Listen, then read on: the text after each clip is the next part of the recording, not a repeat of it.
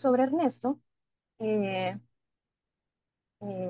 Ernesto es autista, es psicólogo clínico y lingüista, fundador y director del equipo de investigación y trabajo en autismo, EITA.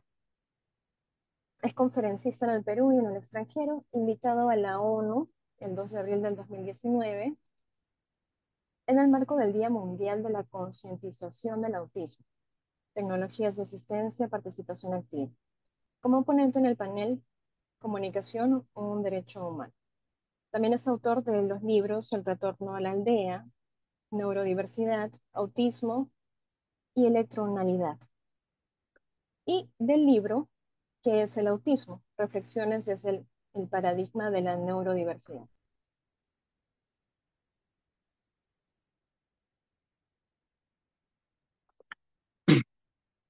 Muy bien. Muchas gracias, Catalina, por la oportunidad. El día de hoy quiero, dentro de esta semana de la neurodiversidad, conversarles un poco de una mirada del autismo, no exhaustiva, pero sí desde el paradigma de la neurodiversidad que entendemos, digamos, por esto. Cuando hablamos de neurodiversidad, tenemos que ser conscientes de que hablamos de tres aspectos. La neurodiversidad como hecho natural, a la neurodiversidad como paradigma y la neurodiversidad como movimiento. Y es sumamente importante que sepamos en cuál de estos planos estamos hablando. En primer lugar, la neurodiversidad como hecho natural, lo que enuncia y se inspira en realidad desde sus inicios, desde el comienzo de la reflexión sobre la neurodiversidad a comienzos de la década de los 90 del siglo pasado, en la idea de la biodiversidad. En la biodiversidad nosotros vemos una serie de especies de las cuales difícilmente podríamos decir que una es mejor que otra, ¿no? Ah, ¿Alguien se atrevería a decir que las abejas son menos importantes que un ser humano? Si desaparecen las abejas, desaparecen los seres humanos también porque ya no habrían quien polinice, ¿no? Entonces, la abeja es tanto o incluso, según se vea en algunos contextos, más relevante que un ser humano. De la misma manera, la idea de neurodiversidad afirma que hay un hecho natural que es la diversidad de cerebros y de mentes que están cableados de una manera diferente. Ni mejor ni peor, de una manera distinta. Tenemos, digamos, un tipo de cerebro, un tipo de mente típico, que vamos a conocer como neurotípico, y tenemos tipos de cerebros que divergen de esa tipicidad, que vamos a llamar neurodivergentes. A este punto, digamos, la mayoría de cerebros típicos se agrupan dentro de lo que llamamos neurotípicos, y lo demás será neurodivergente. Los cerebros autistas, los cerebros de personas atencionalmente divergentes, los cerebros disléxicos, los cerebros depresivos, los cerebros esquizofrénicos, etcétera, etcétera, ¿no? Se agrupan de una manera distinta. ¿Ok? Esto es la neurodiversidad como hecho natural.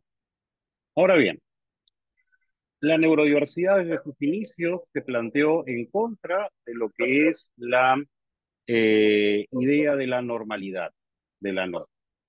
¿Alguien sabe lo que significa o dónde ha visto alguna vez la norma? Dice una norma, cuando hablamos de lo normal, hablamos de lo normal.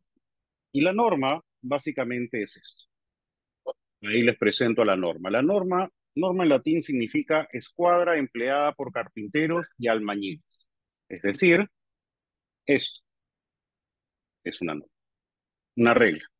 Y esto quiere decir que desde sus inicios la idea de la norma, la idea de lo normal, ha tenido que ver con la construcción, con la medición de lo que puede entrar dentro de algo. Y lo que queda fuera de esa norma tiende a ser rechazado y excluido. Frente a esta idea normativista de la construcción de los cerebros, de las mentes y de los cuerpos, reacciona el paradigma de la neurodiversidad.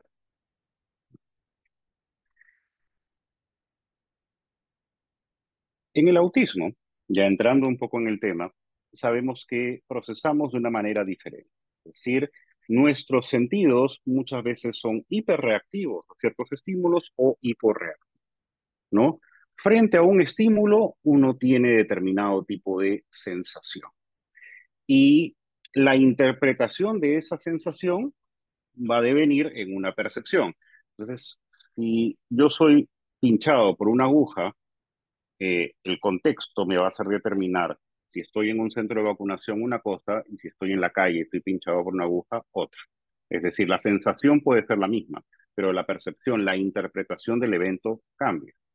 Ahora bien, si los autistas solemos tener um, un perfil sensorial distinto, olfativo, auditivo, táctil, gustativo, propioceptivo, vestibular, interoceptivo. Eh, entonces, no solamente nuestras sensaciones del mundo, sino nuestra percepción del mundo a nivel sensorial va a ser distinta. Y si podemos entender que personas que tienen sentidos cableados de una manera distinta, perciben el mundo de una manera diferente, podemos dar una primera bienvenida a la neurodiversidad. Ahí pongo un trabajo, un dibujo de Peter Myers. Peter Myers es un artista autista y a mí lo que me interesa, me gusta mucho de esta imagen es que es Peter Myers dibujando como Peter Myers autista. Es decir, ven esa pasión por determinado tipo de trazos compactos, concéntricos, abigarrados. Pues bien, si Peter Myers intentase dibujar como neurotípico, posiblemente el resultado no sería tan interesante como el que vemos cuando se puede expresar, digamos, el talento autista. Usualmente, cuando hablamos del concepto de neurodiversidad, aludimos a Judy Singer, quien en el año 98, en su tesis de maestría, planteó la palabra neurodiversidad para dar a entender los procesos de los cuales estamos hablando. Al día de hoy sabemos que no fue Judy Singer quien inventó la palabra neurodiversidad, sino que esto se dio como una reflexión dentro de la comunidad autista desde fines de los años 80 y que con la llegada de Internet en listas de correos electrónicos se iba conversando sobre el tema. Lo que hizo Singer fue la primera mención, si se quiere, en una tesis eh, sociológica, pero ya un periodista que trabajaba, digamos, siguiendo el tema de las personas autistas y la manera como estaban entendiendo esta diversidad neurológica, Harvey Bloom, en el año 98 también dice, la neurodiversidad puede ser la clave crucial para la raza humana, como lo es la biodiversidad para la vida en general. ¿Quién podría decir qué forma de cableado es la mejor en un momento dado? La cibernética y la cultura de la computación, por ejemplo, puede favorecer a alguien con un tipo de mente autista. Es una pista bastante interesante. No es el espacio ahorita para ahondar en eso, pero existe una relación entre el tipo de mente sistemática autista y el uso de herramientas digitales. Dentro de ellas, pues, computadoras, tablets, iPads. O sea, muchas veces vemos a niños autistas que no hablan, pero que manejan a la perfección una tablet, de manera totalmente intuitiva. ¿Sí? Esa es una pista que les dejo ahí, que es interesante rastrear y preguntarse. Ahora bien, la neurodiversidad también es un paradigma. ¿Sí? Y tal como señala Nick Boker, que es una autora autista, esto supone, cuando pensamos la neurodiversidad, ¿no? De esta manera podemos reconocer tres cosas. Uno, que la neurodiversidad es una forma de diversidad humana, natural y válida. Dos, no hay un tipo de cerebro o mente normal o saludable o una forma correcta de funcionamiento neurocognitivo. Por eso que el paradigma de la neurodiversidad se opone a la idea misma de trastorno, de llamar trastorno a ciertas condiciones mentales. ¿Por qué? Porque trastorno supone algo que debía desarrollarse de una manera y se salió del cauce. O sea, trastorno es salirse del cauce natural que debió haber seguido. Y dentro de la neurodiversidad lo que se habla es de neurodesarrollos atípicos, ¿no? La idea para Walker de que existe un tipo de cerebro o mente normal, saludable o preferible, señala que es no menos válida y no menos propicia y no menos dañina que la idea de creer que hay una raza superior a otra, o que los hombres son más inteligentes que las mujeres, o que hay culturas superiores y culturas inferiores. ¿Sí? Son los mismos mecanismos, como dice el punto 3, de que cuando, digamos, entendemos la diversidad en general, digamos, a las minorías, digamos, de una forma perniciosa, entonces las personas neurodivergentes se van a enfrentar, digamos, a situaciones de poder y de dominación muy similares a las que se enfrentan otras personas a manos del racismo, del clasismo, del sexismo, etcétera, etcétera. Pero que cuando reconocemos a la diversidad en general como algo valioso para el ser humano, entonces podemos verla como una fuente de potencial creativo. Eso supone verlo desde como paradigma. Ahora bien, también es un movimiento de justicia social que lucha por los derechos civiles de las personas neurodivergentes.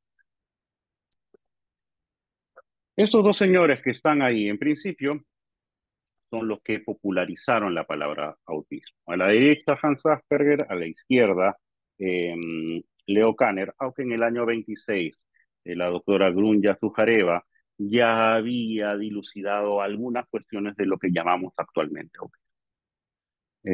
Hans Asperger habló de autismo por primera vez en el año 38, Leo Kanner en el año 43.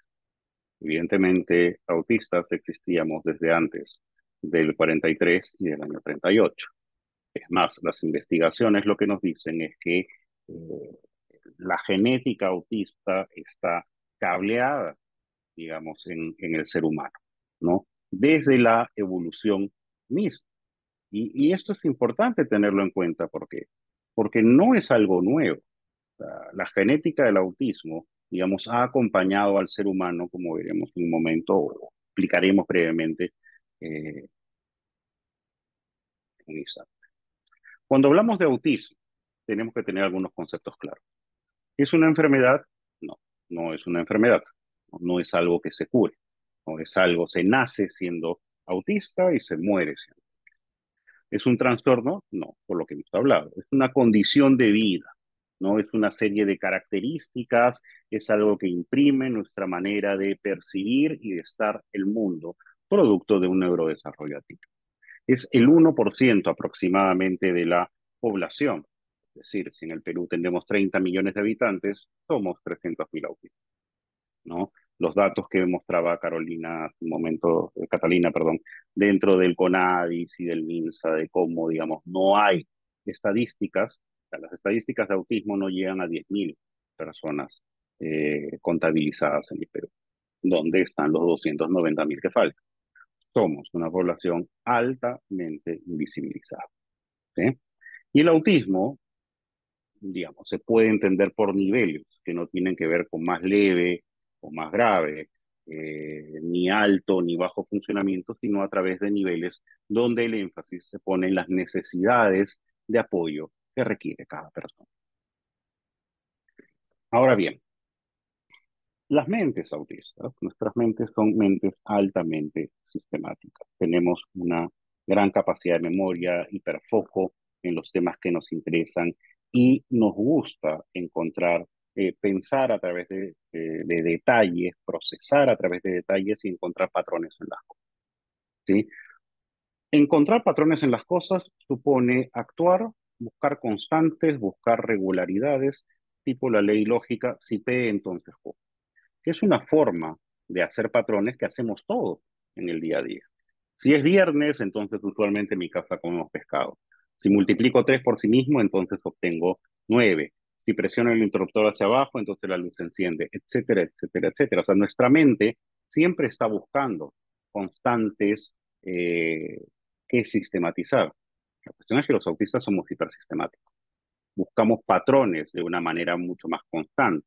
Por eso cuando les hablaba de la evolución, um, Temple Grandin, que es una investigadora autista, decía que si no fuera por que posiblemente pues la primera punta de lanza había sido hecha por una persona autista.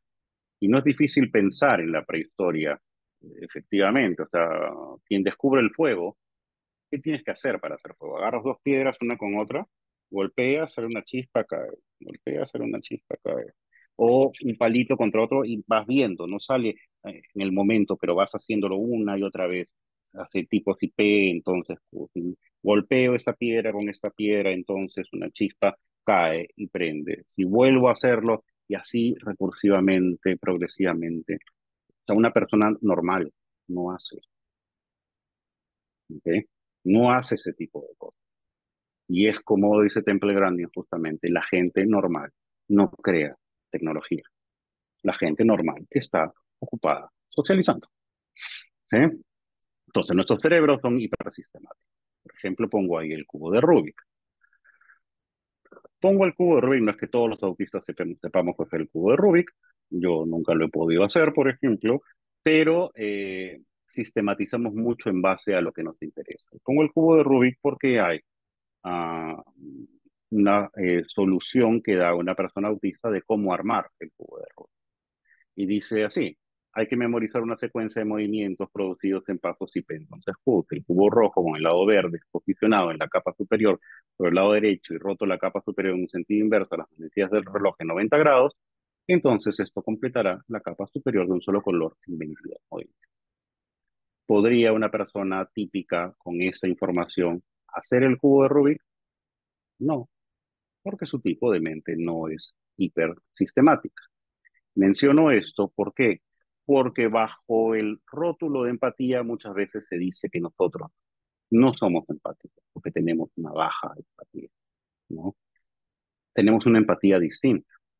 La empatía tiene dos componentes, el cognitivo y el afectivo.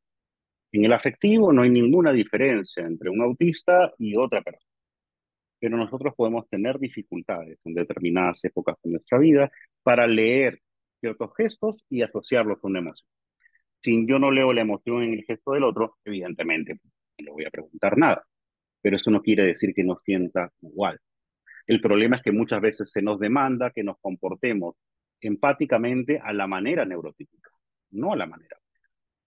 Es lo mismo que si un autista le dijera al neurotípico, oye, acá tienes cómo funciona el cubo de Rubik, ¿no? Sería tan injusto como injusto es pretender que nosotros tenemos que comportarnos, empatizar e interactuar.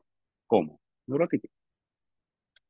Hay un libro en el cual no vamos a entrar en detalles, pero que les recomiendo, que es el libro El poder de la neurodiversidad de Thomas Armstrong, donde se señalan 8 principios de la neurodiversidad, del cual quiero hablar de uno específicamente, ¿no? La idea de que el éxito en la vida depende de modificar tu entorno para hacerlo compatible a las necesidades de tu cerebro.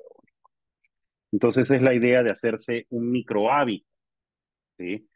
Cada neurotipo, cada forma divergente, hablando del autismo, debería tener un entorno adecuado a sus necesidades sensoriales, cognitivas y afectivas, así como los castores crean madrigueras. Nosotros deberíamos ser capaces de modificar nuestros entornos adaptados a las necesidades de cada cerebro único.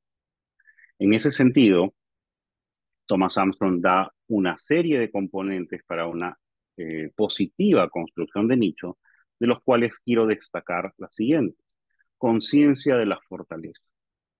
Los autistas usualmente se nos dice todo lo que hacemos mal, sobre todo en la época escolar, que no socializamos bien, que no somos buenos en determinados deportes, hay autistas que sí, pero en líneas generales se nos reprochan una serie de cosas. ¿Y dónde están nuestras fortalezas? Nuestras fortalezas no son apreciadas. Y si tú tratas a una persona como si fuera un problema, terminará comportándose justamente como un problema, ¿no? Ese es el efecto Pigmalión. Modelos positivos a seguir. Muchas veces los autistas, no se nos habla de qué autistas importantes ha habido en la historia de la humanidad. Los reales, ¿no? No así los pretendidos tipo Tim Burton, Bob Dylan, ¿sabes? Las que sospecho, no. Pero los que han sido realmente autistas. Pongo ahí una foto de Glenn Gould, que fue el más grande pianista del siglo XX dedicado a Bach, por ejemplo, ¿no? Y que era autista. Necesitamos también tecnologías de asistencia y un diseño universal del aprendizaje adaptado a nuestras necesidades, ¿sí? Pongo, por ejemplo, ahí, digamos, un libro con los audífonos. ¿Por qué? Porque el audiolibro, por ejemplo, es muy importante para personas disléxicas que tienen una dificultad para leer. Para los autistas es mucho más importante a veces escribir, teclear, comunicarnos digitalmente, ¿no? Pero las escuelas, contra lo que es el diseño universal del aprendizaje, de qué aprender, por qué aprender y cómo aprender, ¿no? Muchas veces no utilizan la tecnología que podría servir para hacer la educación más eficiente a nuestros tipos de cerebro. Hay diversos tipos de neurodivergencia. Simplemente pongo esta imagen aquí, es una imagen que enfatiza, digamos, en los puntos fuertes, las fortalezas. Por ejemplo, en el autismo tenemos una mayor capacidad de concentración, de procesamiento en detalle y de memoria, así como las personas disléxicas tienen un mejor procesamiento en pensamiento visual, en creatividad y en imágenes 3D. Todo esto que está aquí, no tengo tiempo para explicar cada uno de ellos, supone que cuando entramos en la lógica de trastorno y de lo que la persona no puede hacer, ¿no? Y nos quedamos ahí, perdemos la posibilidad de presumir competencia y aquello que la persona sí puede hacer y probablemente de una mejor manera que la manera típica, ¿no? Pero que muchas veces no es estimulada ni adecuada y concretamente adaptada a las maneras en las que las personas sí podrían expresar. Um, y por último, quisiera compartir algo de Jim Sinclair. Jim Sinclair fue posiblemente el mayor activista que hayamos tenido. En el año 92 escribe este mensaje dentro de una reflexión mucho más grande, pero a mí siempre me ha impresionado mucho porque se escribió en el año 92 y termina siendo lamentablemente actual. Dice, ser autista no significa no ser humano, pero sí significa ser extranjero.